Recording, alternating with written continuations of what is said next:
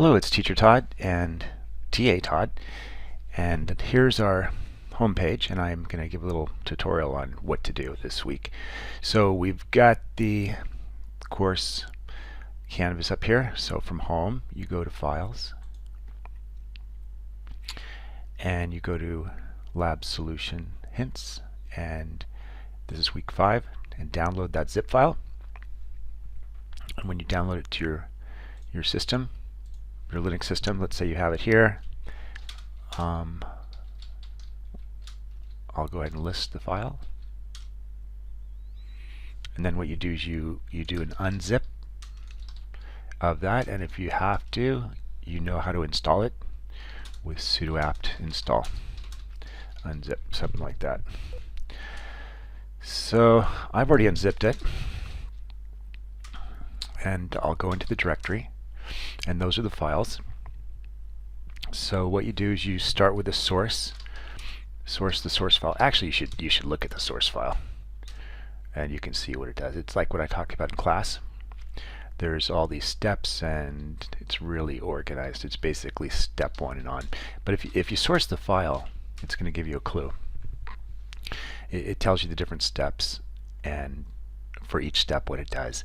And if you look at the file, you'll see these are echo comments. So the step 1 is just to pull Ubuntu, and I've already done it, so it's going to be very fast. Okay, it'll pull the latest image, and it'll also do an upgrade if needed, or an install if needed of the Docker Compose. You can see here Docker Compose. Okay, great. Oh boy, I'll make my window a little bit wider so it's easier to see. So this is my computer, and you can see I'm doing a variety of different testing. These are different images. These are images for Docker, and I have a whole bunch. Like I've got, I was doing some container testing, Microsoft running .NET in Linux. I was doing public key infrastructure, running Microsoft's ASP.NET Core inside Linux containers. You can see I'm doing some SSL. I'm running a DHCP server. This is my CLI for the Azure Cloud. I got BusyBox, just a little quick testing. Oh, this is interesting. Hashcat. So that's where I run containers to break code, do brute force attacks to break passwords. And then some Notary, which is to verify documents, basically. So that's what we got. Well, since I have so many images, to make it easy for you to understand what we're focused on this class, I can just do the image command, the docker image list, and I can pipe it to grep and search for like 1804. And you can see here we've got 1804 v1. That's the one I just created. So that was step 1. If you wanted to, we could source the file again. And as you can guess, it's step 2. But step 2, I have a description.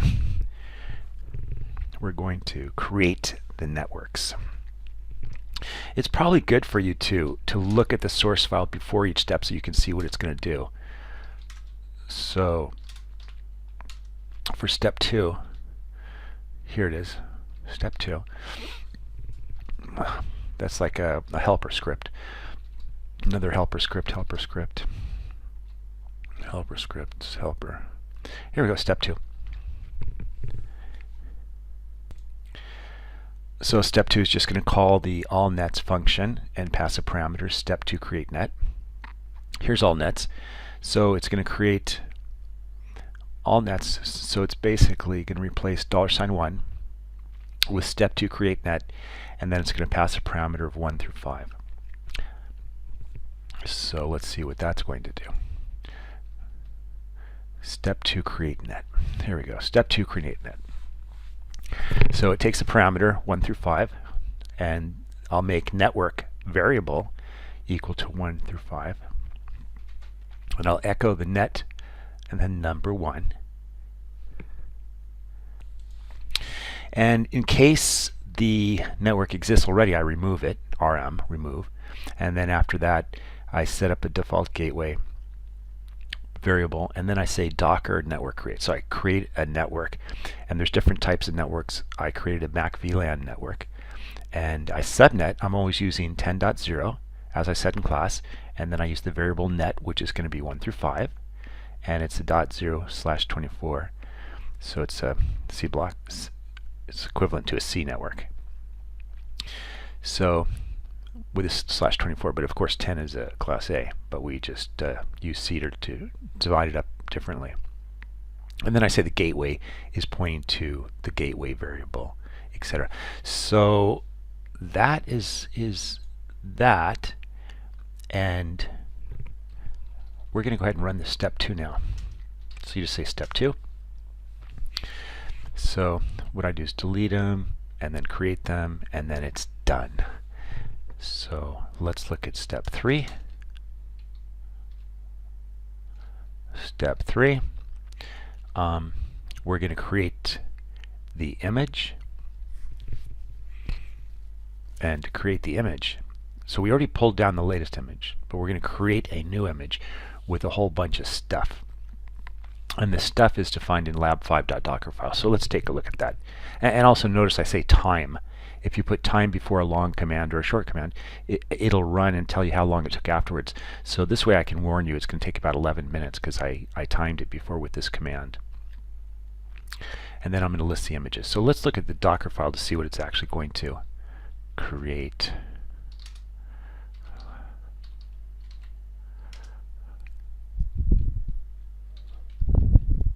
Okay, so from Ubuntu to the latest, and that is not actually correct. So you should change it to be from the Lab4 image. So let's show you how to do that.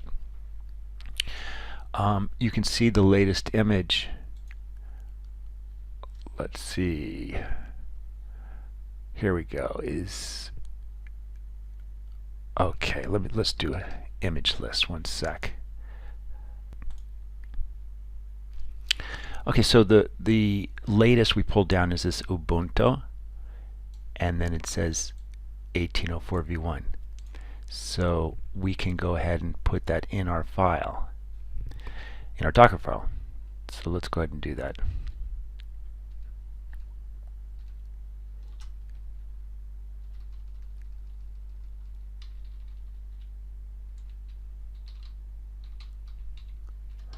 Now that should just be the latest anyway, but if it was not the latest and we did some other changes, we're basing one Docker file off another Docker image. So here's the commands I have listed. You can change them and add some if you wish, etc. And then we run that file, and the way we do that is look through our source, and we can see to create the image is step 3. Now, if I run just step 3 now, it's going to be very fast because there's not many changes to do, but on your system it'll probably take 11 minutes. So there we go. So we can see it was updated 1 second ago, or created a second ago, and it's Lab5 v1. And if you did create another Docker file, you could use Lab5 v1 as the first statement right here at the from. You could use that instead. So anyway, we've built an image with all the software we need. Let's do the source again. So after that, we're going to create the containers. Now, normally you were doing that one at a time, but I'm showing you Docker Compose. So let me show you what the Docker Compose script and file look like.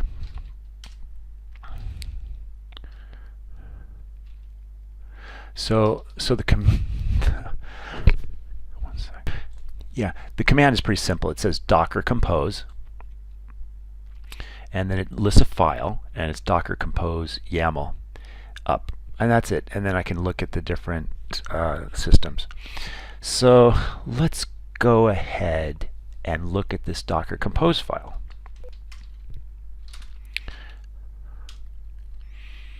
It's just what I showed you in class basically, a little bit different.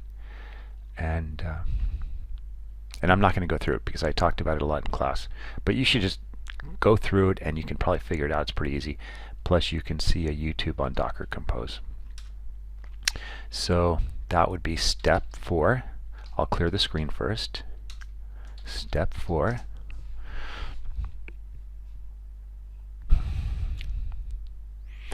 And this is going to take a while, and it's going to actually not return command to the shell. It's not going to do that. So what that means is we have to create, if we want to use a window within this tmux session, we have to create a new tab here. So we're going to do that. First thing I'll do is do a Control B, comma, and I'm going to rename that window Docker Compose. And then while that's running, I'm going to create a new window. Control B, C for create. I have a new window. And I'll go back into Lab5. I'll source the source file. So it's on step 2, creating the containers. If we want to look at the containers, we can use Docker PSA. And you can see I've got these names, which are all containers. So if you look at the YAML file, you'll see I've got a machine called capture, 9, DHCP, router, client cloud, client, DNS, and student. And we're going to be using these. You're going to be configuring DNS soon and DHCP soon. And this is the infrastructure we'll use rather than building lots of virtual machines.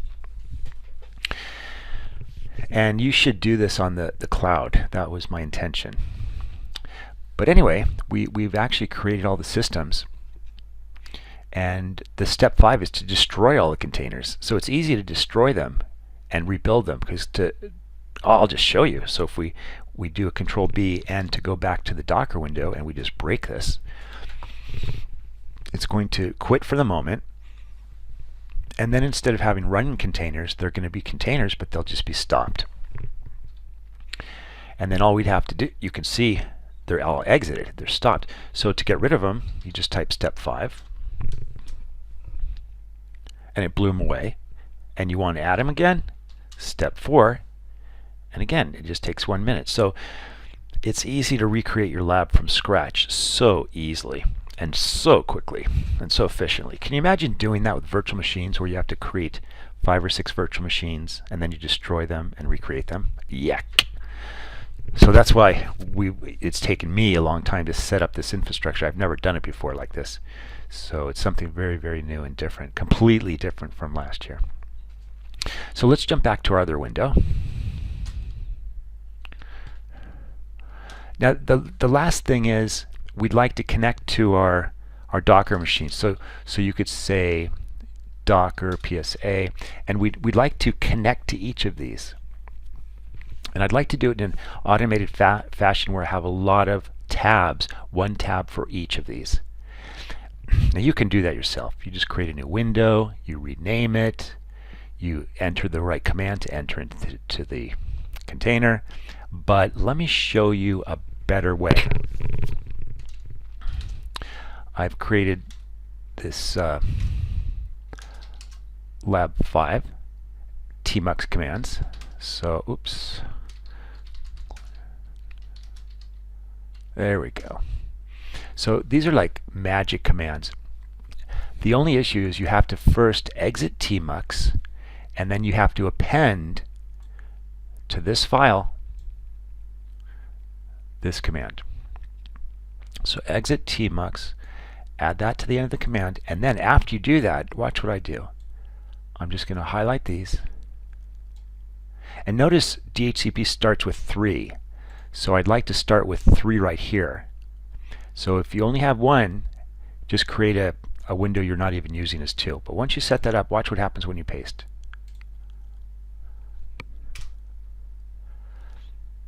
Okay, look at this. It's created all these tabs, and they're all properly named, and they're all connected to the containers. I'll show you. So if you wanted to go to the DHCP, you just do a Control B and then 3. You see the star change? And bingo, look at this, we're into the container. Oh, I want to go to client 5. Control B, 5. And we're up into client 5. So that is the lab. It's the infrastructure lab. And the next thing to do with this is, after you get it all working, I'm going to put up in the assignment a YouTube video or two for you to watch on Docker Compose. And then you're going to change my scripts, and you're going to maybe create another container. Maybe you want a container for electronic mail, or maybe a web server. So that is it. And then I have some more stuff to build upon this, but this might be all you can do this week.